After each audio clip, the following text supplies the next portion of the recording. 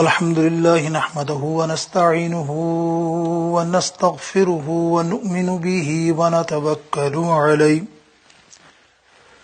ونعوذ بالله من شرور أنفسنا ومن سيئات أعمالنا من يهده الله فلا مضل له ومن يضلله فلا هادي له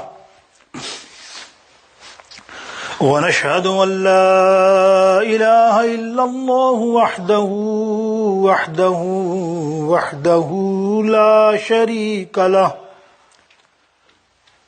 ونشهد أن سيدنا وحبيبنا وحبيب قلوبنا وطبيب قلوبنا ونورنا ونور ظاهرنا ونور باطننا وغاثنا وغياثنا ومغيثنا محمد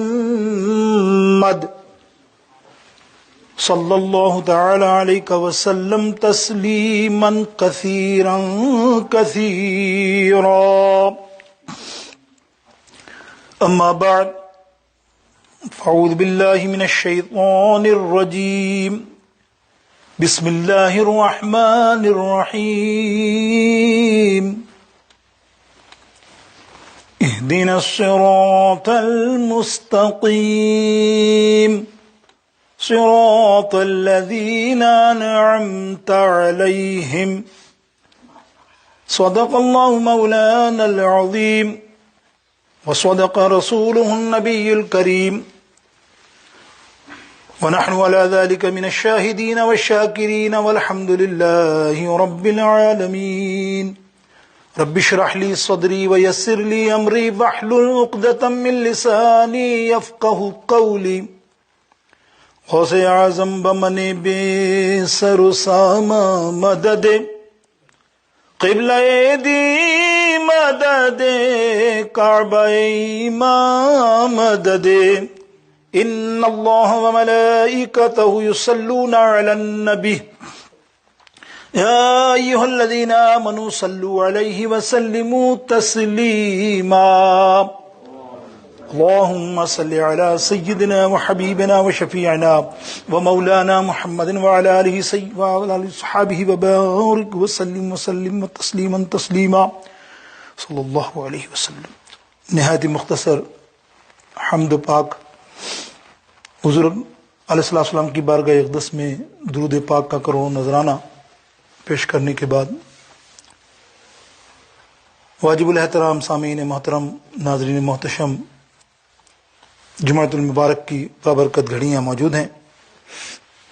انشاءاللہ عز و جل آیت کریمہ کے تحت کا ایک حصہ اور دیگر انشاءاللہ تعالی قرآن پاک کی روشنی میں اور فرمان مصطفیٰ صلی اللہ علیہ وسلم کے تحت آج کا ہم مختصر سا بیان کریں گے. شان اولیاء، ولی کی پہچان، ولی کیسے بنتا ہے. اس مختصر وقت میں چھوٹا چھوٹا کلام کریں گے مختصر سا، اور وجہ اس کی یہ ہے کہ اس وقت ہم بظاہر جس کو کہتے ہیں ہم چھٹی شریف، الحمدللہ ہمارا عقیدہ ہے کہ شہنشاہ ہند الولی کا شایع نشان طریقے سے دنیا عالم میں عرس منایا جا رہا ہے.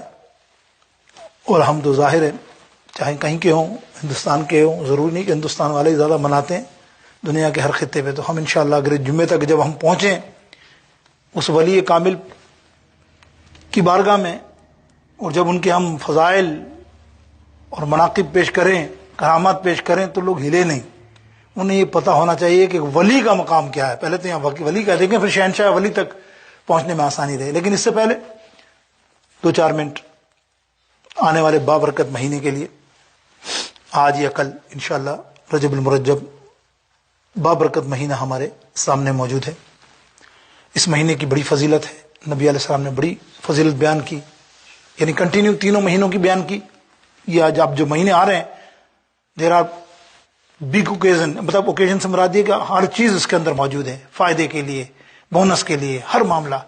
तो रजब का महीना, अल्लाह के हबीब अलैहिस्सलाम फरमाते हैं कि रजब शहरुल्लाह, ये अल्लाह का महीना है। अब इस बात पे ही आदमी सोचने पड़ जाए कि अल्लाह का महीना तो फिर क्या। तो नबी अलैहिस्सलाम ने फरमाया, जब तुमको कहा कि अल्लाह का महीना है, तब समझ लो इसमें जो नेकी करोगे अल्लाह की बारगाह में क्या अजर मिलेगा, ये तुम्हें भी इल्म नहीं है कितना मिलेगा।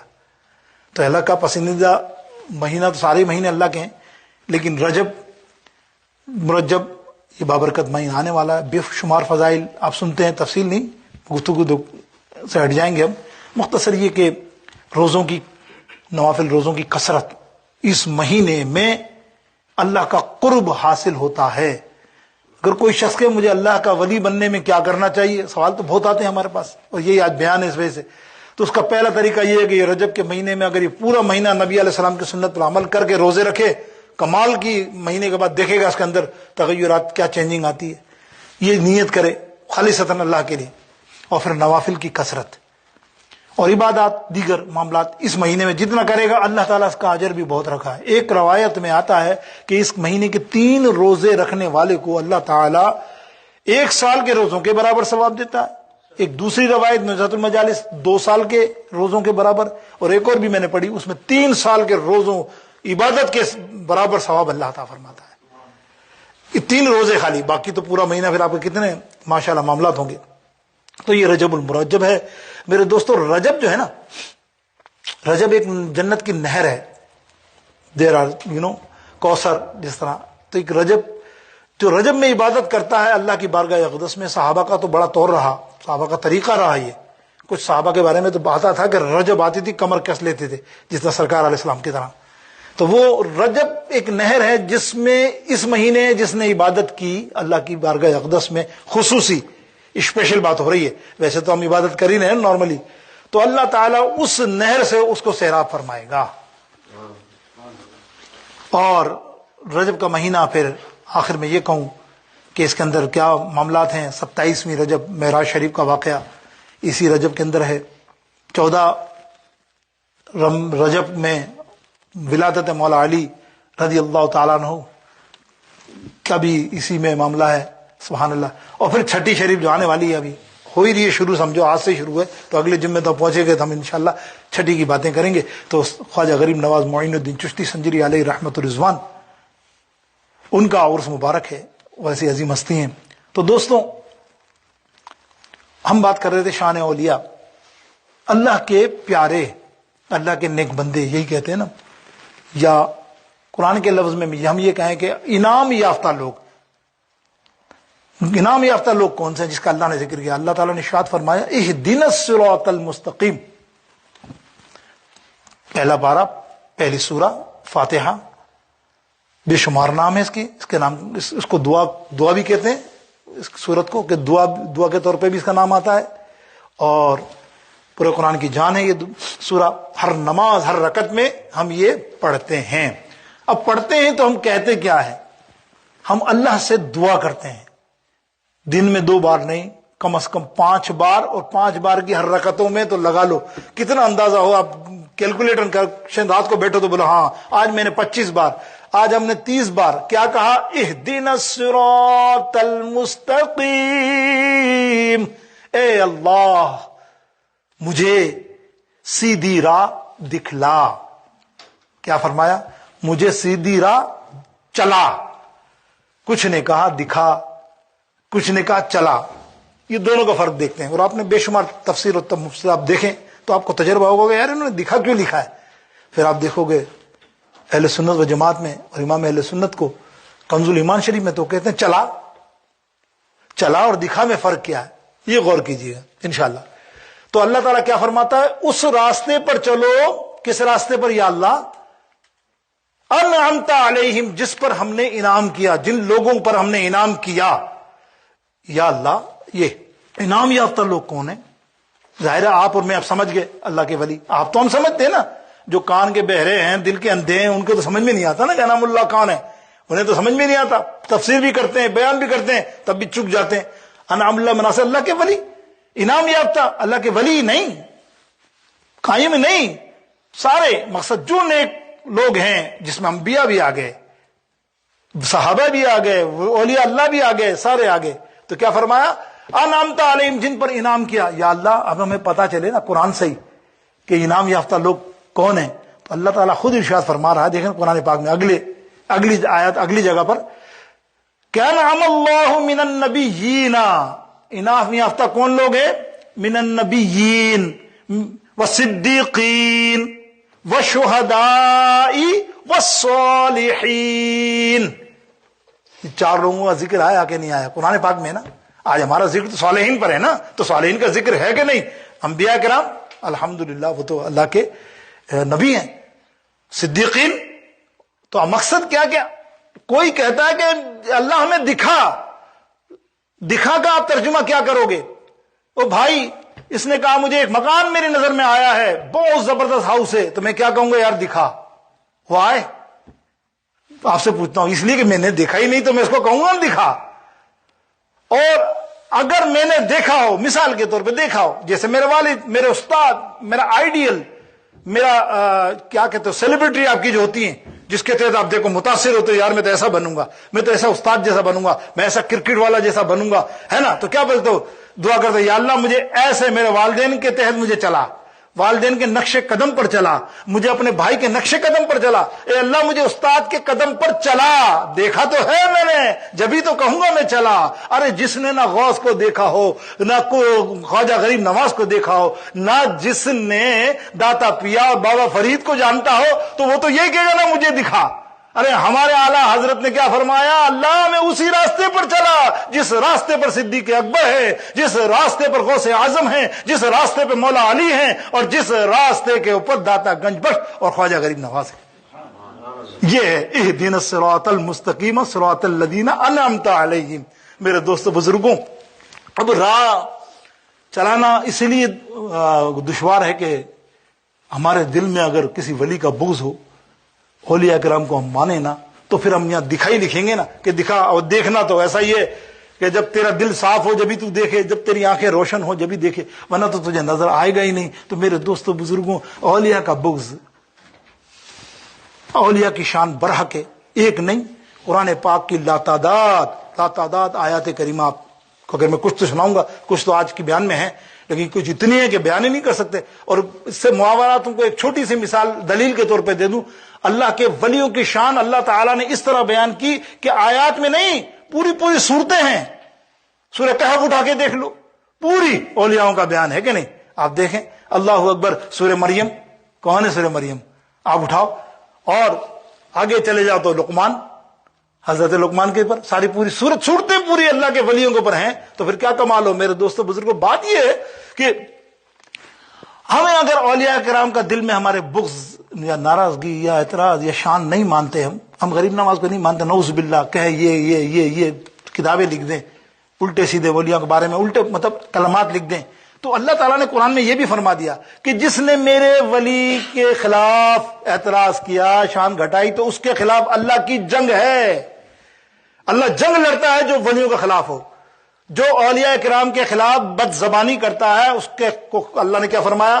میری اس کے خلاف جنگ ہے۔ اب اتنی بڑی تمہید میں نے دی اس کو دو الفاظوں میں، دیکھو ہم جو اپنا امام مناتے ہیں نا، تو امام کی شان یہی ہے، اس نے دو شعروں کے اندر ہمیں بتا دیا، سن لو بس، پھر سمجھ جاؤ گے تمہیں ضرورت نہیں ہے کہ ان کو اگر تھوڑا سا دماغ بھی ہوتا، عقل تو یہ دل کی تو بات چھوڑ دو، عقل بھی ہوتی تو وہ بھی سمجھتا کہ اللہ والوں کی شان جب قرآن میں بیان ہو رہی ہے، اللہ والوں کی کرامتیں قرآن میں بیان ہو رہی ہیں، تو ان کو سمجھ نہیں آ رہا۔ تو امام اہل سنت کیا فرماتے ہیں کہ عقل ہوتی تو خدا سے نہ لڑائی لیتے۔ اللہ فرماتا ہے نا، جس نے میرے ولیوں کی شان میں کوئی گستاخی کی تو کس سے لڑائی کی؟ اس نے مجھ سے جنگ کی۔ تو امام کیا فرماتے ہیں کہ عقل ہوتی تو خدا سے نہ لڑائی لیتے،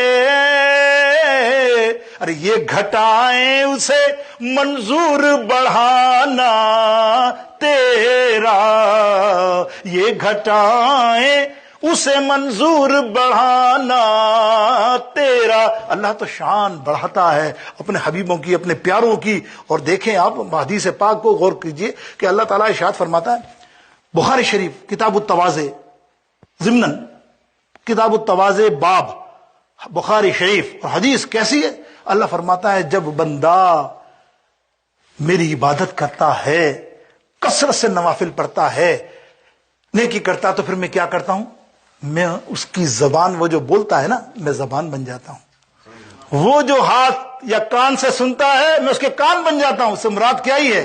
اس سے مراد کن فیکون، کہ پھر جب اولیاء کرام کو کرامت دکھاتے ہیں تو سبحان اللہ، یہ اللہ تعالیٰ کی عطا ہے اس پر، اس لیے کہ وہ اللہ کا ولی ہے۔ اللہ تعالیٰ فرشتوں سے فرماتا ہے کہ آپ تم بھی اس سے محبت کرو، اس لیے کہ میں بھی اس سے محبت کرتا ہوں، تو وہ اللہ کا ولی ہو جاتا ہے۔ میرے دوستوں دوسروں کو اب اگلی جگہ دیکھیں، ایک اور آیات کریمہ بڑی مشہور، اس کی بھی تھوڑی سی مختصر قرآن کے حوالے سے۔ قرآن پاک فرماتا ہے الا ان اولیاء اللہ، ذکر ہے نا اولیاء اللہ کا، بالکل کھلے عام ہے نا بھائی، ہے کوئی مسئلہ؟ الا ان اولیاء اللہ لا خوف علیہم ولا هم يحزنون۔ آہا، مفسروں نے بڑا کلام کیا کہ جو اللہ کا ولی ہے، اللہ کا ولی، مفسر امام راغب اصفہانی رحمت اللہ تعالی علیہ متوفی ہیں 506 ہجری کے، بڑے مفسر ہیں۔ آپ لکھتے ہیں اپنی کتاب میں کہ ولی کون ہے اور ولایت کیا ہے، لیکن میں مختصر بتا رہا ہوں کیا کہ اللہ کا جو ولی ہے اس کو نہ خوف ہے نہ کوئی غم ہے، نہ وہ کبھی غمگین ہوتا ہے نہ وہ کبھی خوف رکھتا ہے۔ تو ایک بات سمجھ لیجئے کہ خوف تو ہر انسان کو ہے، یا یہ بات تو ضرور بیان کر دی کہ اللہ کے ولی کو خوف نہیں ہے، اللہ کے ولی کو خوف ہے۔ اگر اللہ کا ولی کو خوف نہ ہو تو اللہ کا ولی نہیں۔ لیکن سنو، یہاں ضمن مفسر فرماتے ہیں کہ خوف دنیا کا نہیں، دنیا والوں سے وہ خوف نہیں کرتا اللہ کا ولی، ہاں اس کے دل میں سب سے زیادہ خوف ہے تو اللہ کا خوف ہے۔ یہ ہے ولایت۔ دیکھیں نا، یہ اللہ کا ولی بننا ہے تو سب سے پہلے اللہ کا خوف اپنے دل میں ڈالو۔ جس دن تمہارے دل میں یہ پہلا مرحلہ، دیر آر بیسک تھنگ، اگر ہم نے بولے نا انگلش سکھاؤ بابا، ہمیں عربی سکھاؤ، تو تمہیں قاعدہ ضرور پڑھنا پڑے گا۔ الف ب ت سے کا قاعدہ نہیں پڑھو گے، یا میتھمیٹکس سیکھنا ہے تو 1 2 3 کا جو پورا معاملہ ہے، پہلا بیسک یہ نہیں سیکھو گے تب تک تو آگے بڑھنا مشکل ہے نا۔ کوئی کہ میں یہ پڑھے بغیر ہی ٹاپ کا PhD بن جاؤں، میتھمیٹکس کا ماہر بن جاؤں، نہیں بن سکتا۔ تو مقصد کیا ہے کہ سب سے پہلے اپنے دل میں تقویٰ پیدا کرنا ہوگا، اللہ کا ڈر اور اللہ کا خوف۔ اولیاء کرام میں کیسا ہے؟ اللہ خود فرماتا ہے کہ یہ صرف اللہ سے ڈرتے ہیں، اللہ کی رضا کے لیے ہر کام کرتے ہیں، اللہ تعالی کی رضا کے بغیر کوئی ایسا دوستی رکھتے ہیں تو اللہ کے لیے رکھتے ہیں، دشمنی رکھتے ہیں تو اللہ کے لیے رکھتے ہیں، اس کی رضا میں شامل رہتے ہیں، یہ کہلاتے ہیں اللہ کے ولی۔ اتنا آسان تو نہیں نا اللہ کے ولی بننا، بڑا مشکل، بڑے مراحل طے ہوتے ہیں۔ میرے دوستو، امام راغب اصفہانی، میں نے ابھی بات کی ان کی، آپ فرماتے ہیں کہ ولی کے سمپل معنی دوست مددگار، ولی مینس دوست اور مددگار۔ آپ فرماتے ہیں ولایت کیا چیز ہے؟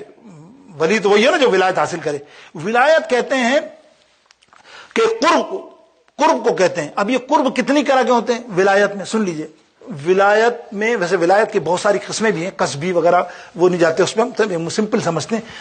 ولایت کے ہوتا ہے قرب۔ قرب کیسا ہوتا ہے؟ قرب دین کا بھی ہوتا ہے، سمجھ لیں، قرب دین کا بھی ہوتا ہے، قرب دوستی کا بھی ہوتا ہے، قرب اعتقاد کا بھی ہوتا ہے نا۔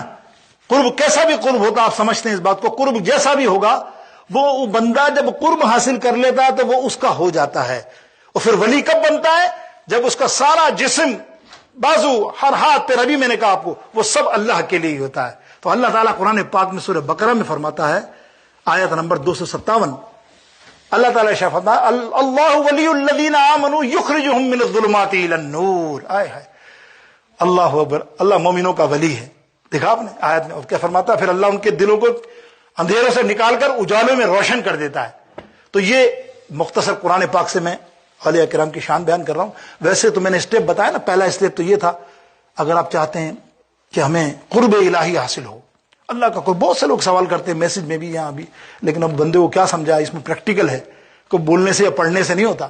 سب سے پہلا معاملہ کیا ہوتا ہے کہ تم اللہ سے ڈرو، اللہ کا خوف پیدا کرو۔ اللہ کا خوف کیا ہے؟ آپ بولیں گے کہ اللہ کا خوف آسان سا ہے، لیکن آپ کی سمجھ میں کسی کی نہیں آتا، دنیا میں کسی کو آتا ہے نہیں، سارے بے روی کرتے ہیں، دیکھتے نہیں۔ سب سے بات یہ ہو کہ اللہ مجھے دیکھ رہا ہے، یہ بیسک کانسیپٹ آپ کے دل میں آنا چاہیے، اللہ مجھے دیکھ رہا ہے۔ اور آج کے زمانے میں تو ہر ایک بچے کو بھی سکھاؤ، ہم جو پڑھاتے ہیں بچوں کو، ویسے بتا رہا ہوں، الحمدللہ پہلی سٹوری میں یہی بتاتا ہوں، ایک 5 سال 6 سال کے بچے کو اسٹوری سنائی تھی میں نے بہت پہلے. اس کے والد نے ایک واقعہ سنایا, مجھے خوش ہو گیا دل. بولو بل صاحب قاری صاحب آپ نے کیا مزے کی اسٹوری سنائی ہے آپ کو. ابھی سے بچے کو, میرا 5 سال کا بچہ ہے اور 6 سال کا ہوا تو مجھے اس نے ایک دن ایسا کیا کہ مجھے پانی پانی کر دیا. ہم دونوں میاں بیوی کو. بولے کیا ہو گیا؟ تو میں نے اسٹوری تو آپ نے آسان سے سنی ہوگی بچپن میں کہ 2 بچے باغیچے میں جاتے ہیں تو ایک بچہ کہتا ہے پھل ول لگے ہوتے ہیں, تو بولا کیا پھل ہے یار, میرا بھوک لگ رہی ہے, کھا لوں توڑ لوں. اور وہاں مالی بھی نہیں ہوتا, مالی بھی نہیں ہے, کوئی بھی نہیں ہے, کوئی بھی نہیں دیکھ رہا. دوسرا بچہ کہتا کوئی دیکھے نہ دیکھے اللہ تو دیکھ رہا ہے. آئے ہائے, یہ ہے تمہاری بیسک بچے کو ڈالنے کی. وہ میں اسٹوری سناتا ہوں بچوں کو, ابھی ہمیشہ ٹیوشن میں پڑھاتے ہیں, آن لائن بھی پڑھاتے ہیں, ویسے بھی پڑھاتے ہیں. وہ بچوں کو ذہن میں رکھے. ایک دن ماں باپ بیٹھے ہوئے باتیں کر رہے تھے. اب ان کی رشتہ داری میں کوئی چکر تھا, ہوتا نا بیوی کا بھائی ہو یا بیوی کا رشتہ دار ہو یا کچھ ہو, تو میاں اس کو کہہ رہا تھا کہہ دو میں نہیں ہوں موبائل پہ, میں نہیں ہوں. تو بیٹا سے کہتا ابو سب دیکھ تو رہے, پھر آپ ہو تو سری. بولا ابھی وہ تھوڑی دیکھ رہے ہیں, بولا اللہ تو دیکھ رہا ہے. اللہ, بولو وہ جملہ میرے کو رینگ گیا اس بچے کا. مقصد کیا ہوتا ہے, بندہ ایک ایسی تربیت ہوتی ہے. اب اسٹارٹ میں بچوں کے ذہن میں یہ ڈال دیں کہ اللہ دیکھ رہا بیٹا. تو آج جو یہ موبائل کی بیماری ہے نا, ہمارے زمانے میں برائی کرنے میں بہت مشکل لگتی تھی, آپ کے زمانے میں یاد ہوگا. آج سے 50 سال پہلے جاتے ہوئے ڈرتا تھا کہ یار اس علاقے سے گزروں گا, کوئی دیکھ لے گا تو بدنام کر دے گا, اس علاقے سے گزرا ہے. اور کوئی ایسے سینما وینما جانا وانا مایوب سمجھا جاتا تھا. جب تو سینما ہی تمہارے گھر میں آ گیا, کمرہ بند ہے, کیا کر سکتا ہے وہ, سب کچھ ہی کر سکتا ہے نا. 99% میں تو کہہ رہا ہوں, اگر وہ اللہ تعالیٰ اس کو اچھا رکھے, اگر آپ نے اس کی تربیت کی ہوگی تو بچا رہے گا. ورنہ تو آپ خود سمجھ لیں اس کا حال, یہ حال برا کرنے کے لیے کافی ہے. آپ کو کسی بندے کو بلانے کی باہر سے ضرورت نہیں ہے اگر برا چاہے تو. مقصد کیا ہے کہ اللہ کا خوف. دوسری چیز ہے وَمِنَ اللَّيْلِ فَتَهَجَّدْ بِهِ نَافِلَةً لَكَ, نوافل وہ بھی تہجد کے. اللہ فرماتا ہے جو تہجد کی, نبی علیہ السلام فرماتے ہیں کہ جو تہجد کی نوافل پڑھتا ہے وہ سمجھو ولایت کے درجے پہ آ جاتا ہے. ولایت کے درجے پہ آ جاتا ہے. پڑھ کے دیکھیں 40 دن, پھر آپ مجھے بتائیے آپ کا دل کشف, آپ کے اندر رواں دواں ہوگا, آپ کا دل کھل جائے گا. اس لیے کہ اللہ کا پسندیدہ وقت کون سا ہے؟ تہجد والا وقت. اب آپ میں اور سوچیں, 5 وقت فرض کی نمازیں ہیں, فجر, ظہر, عصر, مغرب, عشاء, فرض نماز. اس وقت اللہ نہیں فرما رہا ہے میرا بیسٹ ورک, میرا بیسٹ دن ہے, نہیں فرمانا. اللہ فرما تہجد کا دن, نبی علیہ السلام فرمایا تہجد کا دن. یہ تہجد کے وقت کیوں اللہ نے پسند کیا کہ اللہ فرما رہا نہیں تہجد کے دن ہی, تہجد کے وقت ہی میں ہر ایک کی دعا کو سنتا ہوں, اس لیے کہ یہ خالصتاً ہے. اب آپ کو میں نے یہ بات کی نا, اللہ دیکھ رہا ہے. ابھی میں بات کرتے کرتے ایک چیز میرے ذہن میں آ گئی. ابھی اللہ دیکھ رہا ہے آپ کو, کیسے ہمارے اندر دل کے اندر پیدا ہو. ارے آپ کے دل کے اندر تو پیدا ہوتا ہے, آپ دور گھومو کیوں. دیکھو رمضان المبارک, سب سے بڑا تقوی والا تو کون ہوتا ہے یار؟ تقوی والا تم ہوتے ہو, تم ہوتے ہو تقوی والے. بڑے بڑے لوگ بولتے ہیں یار یہ روزہ کا وقت ہو, پیاس لگ رہی ہے, وضو خانے میں کون دیکھ رہا, کلی بھی کر رہے ہو. ایسا نہیں ہے کہ پانی نہیں ڈال رہے ہو, کوئی منع کرتا ہو پانی پہ ہاتھ نہیں لگاؤ, وضو کر رہے ہو پانی ڈال لو, کلی پیٹ میں لے لی پانی, پیٹ بھر گیا نا, کون دیکھ رہا ہے؟ مگر تمہارے دل میں ہوتا ہے اللہ دیکھ رہا ہے.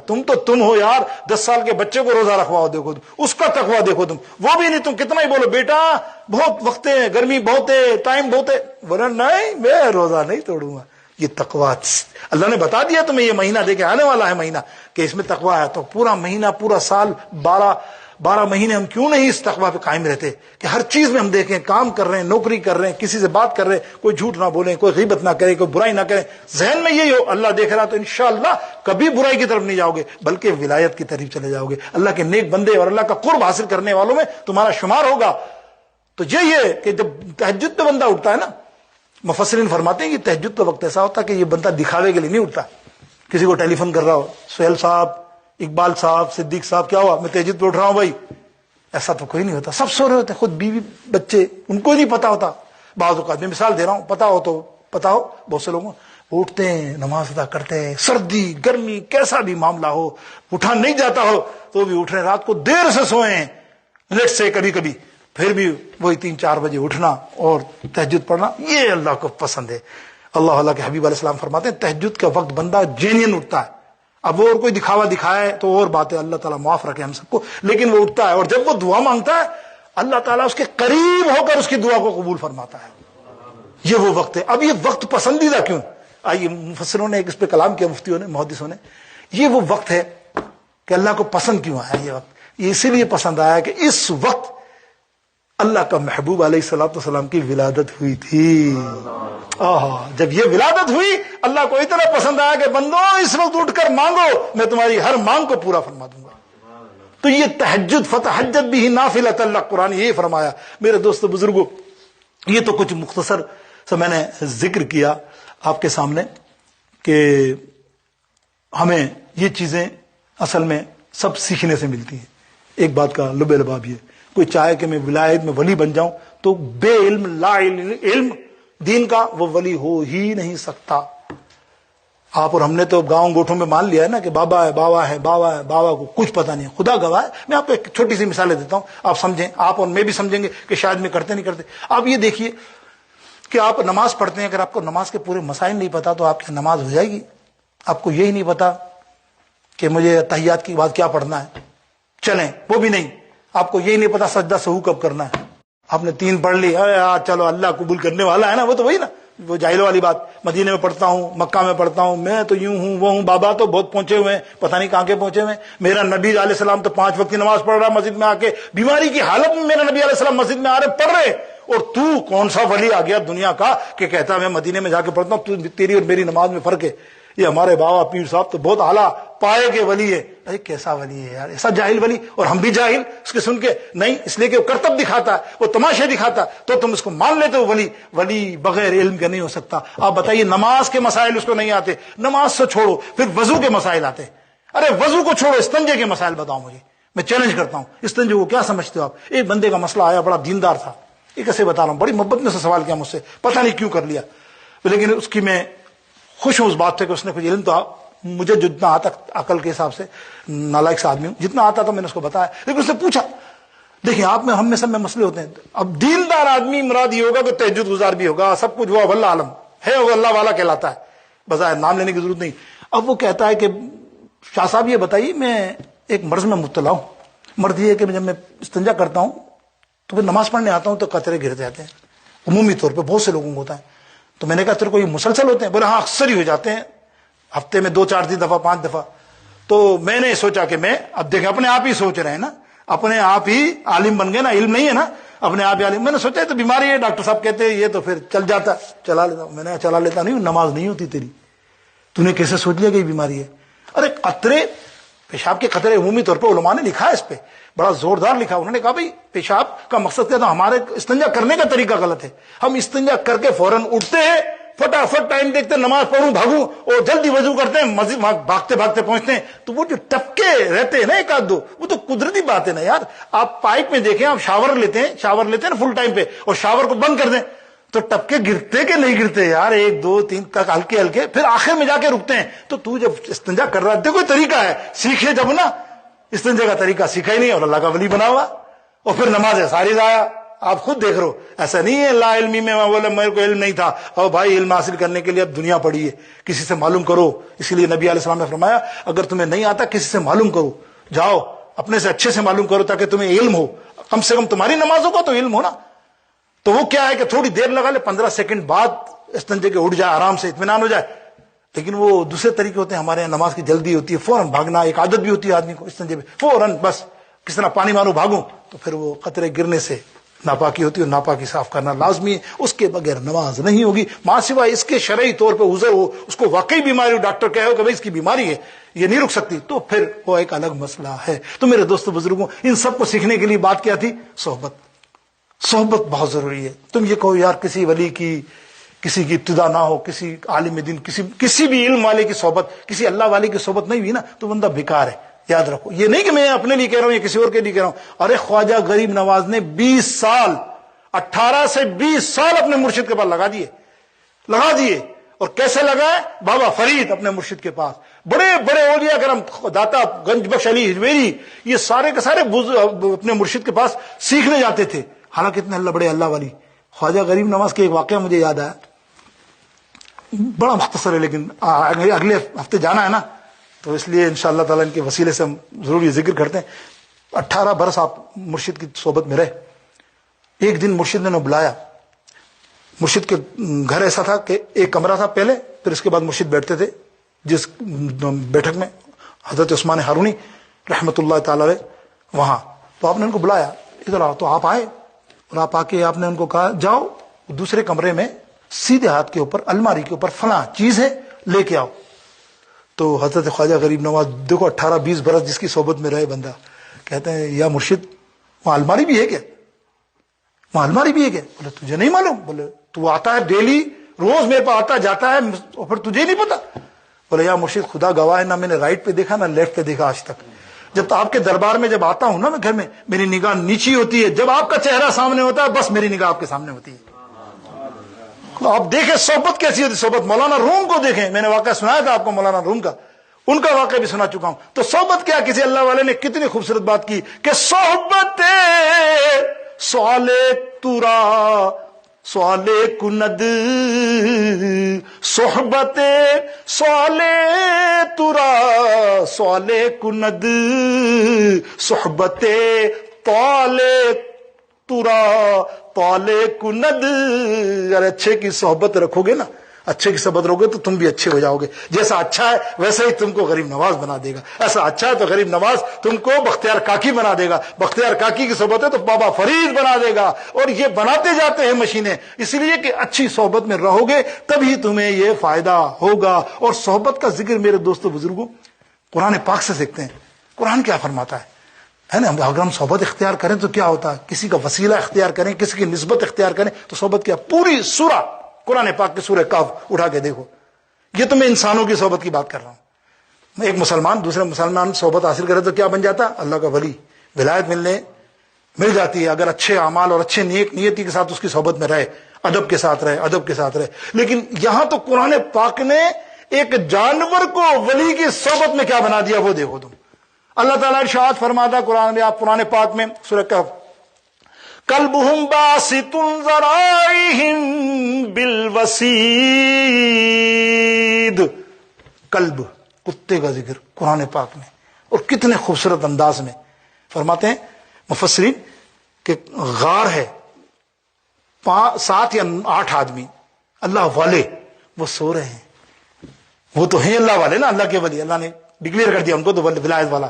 کتنے برس ہوئے, دیر آر 309 ایئرس, کہیں 310 303 309 ایتھینٹیکیٹ کچھ 4 حدیثوں میں جو پڑھی جاتی ہیں وہ بیان ہوتی ہیں.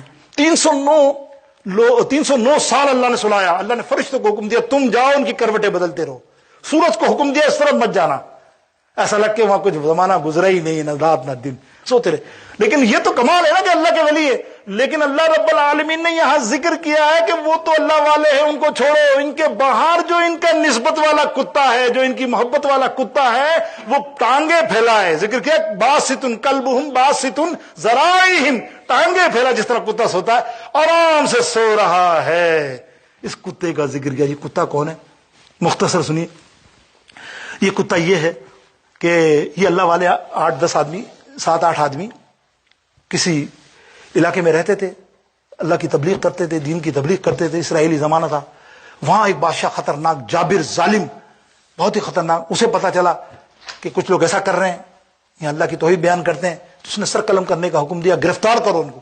تو انہوں نے راتوں رات شہر چھوڑنے کا ارادہ کر لیا. ان 8 لوگوں نے, یا 7-8 ہی سمجھے, 8 لوگوں نے. ابھی جا رہے ہیں اندھیرے کے اندر کے, یہاں سے بھاگے دوسری علاقے میں جا کے پناہ لیں. جا رہے ہیں تو ایک کتا ان کے سامنے آ گیا. اب یہ ڈرے, اب یہ کتا سامنے آ گیا. ایک نے موٹی سی لکڑی اٹھائی اور ایک کو کہا میں اس کو مارتا ہوں, بھگاتا ہوں, ورنہ تو یہ مصیبت ہو جائے گی. اس لیے یہ بھونکے گا. کتے کی صرف کیا ہے, بھونکنا. اور یہ بھونکے گا تو سپاہی سارے آ کے ہم کو گرفتار کر لیں گے, کون ہے. اب وہ ماننے کے لیے آگے بڑا اللہ کا ولی, تو اللہ رب العالمین نے اسے زبان عطا فرما دی کتے کو. آئے ہے وہ کتا کہتا ہے اللہ کے ولیوں سنو جملے سمجھنا سمجھ جانا, میں آگے تفصیل نہیں کر رہا ہوں, ٹائم نہیں ہے. اللہ کے ولی تو تفسیر میں کیا آتا ہے, وہ کہتے ہیں اللہ کے ولیوں میں وہ کتا نہیں ہوں جو ولیوں پہ بھونکتا ہے. سمجھدار کے لیے اشارہ کافی ہے. میں وہ کتا نہیں ہوں جو ولیوں پہ بھونکتے ہیں. میں نہیں بھونکوں گا. میں تم کو وعدہ کرتا ہوں, میں تم سے پیار کرتا ہوں, میں تمہارے ساتھ تمہاری صحبت میں رہنا چاہتا ہوں, تمہاری نسبت اختیار کرنا چاہتا ہوں, اور تمہارا وسیلہ اختیار کرنا چاہتا ہوں. انہوں نے اس کو ساتھ لے لیا, چل یار تو بھی ہمارے ساتھ.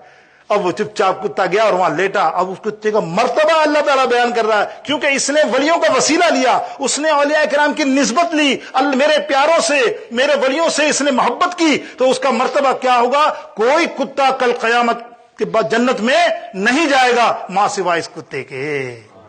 یہ کتا جنت میں جائے گا. اور کیسے جائے گا؟ ایک بلند باعور ایک شخص بہت ہی زیادہ اللہ کا ولی تھا بظاہر، کہہ رہا ہوں شروع میں. اس کی ولایت کا یہ معاملہ، اس کی عبادتوں کا یہ معاملہ اللہ کی بارگاہ اقدس میں کہ اس کے بارے میں مشہور تھا، یہ جو دعا مانگ لینا اللہ فوراً قبول کر دیتا تھا، اتنا مشہور. لیکن موسیٰ علیہ السلام سے کسی بات پر گستاخی کی. اللہ کے نبی سے جو گستاخ ہوتا ہے نا، وہ اس کا یہی ہوتا حال. اس کی ساری ولایت چھین کر اس کو شیطانیت عطا کر دی.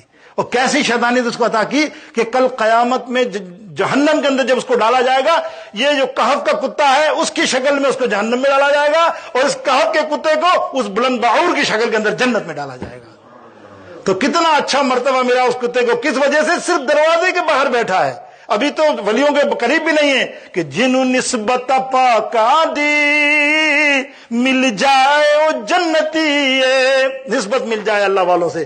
جنہوں نسبت پاکا دی مل جائے او جنتی، پاویں کتا ہوئے بیٹھا کسی غار دے بوئے تے. کسی غار کے دروازے میں خالی کتا بیٹھا ہوا ہو، اللہ اس کو جنت عطا کر دیتا. تو اللہ کے ولیوں سے نسبت قائم رکھو، اللہ کے ولیوں سے محبت کو قائم رکھو، ان کی صحبت کو اپناؤ. اور خواجہ غریب نواز معین الدین چشتی شہنشاہ ہند الولی کا عرس آنے والا ہے، اگلے جمعے منائیں گے. ابھی سے نیت کر لی ہم نے، ایک ہفتہ پورا ثواب پائیں گے. اللہ تعالیٰ مجھے اور آپ سب کو نیک عمل کی توفیق عطا فرمائے. وآخر دعوانا الحمدللہ رب العالمین. سنت ادا.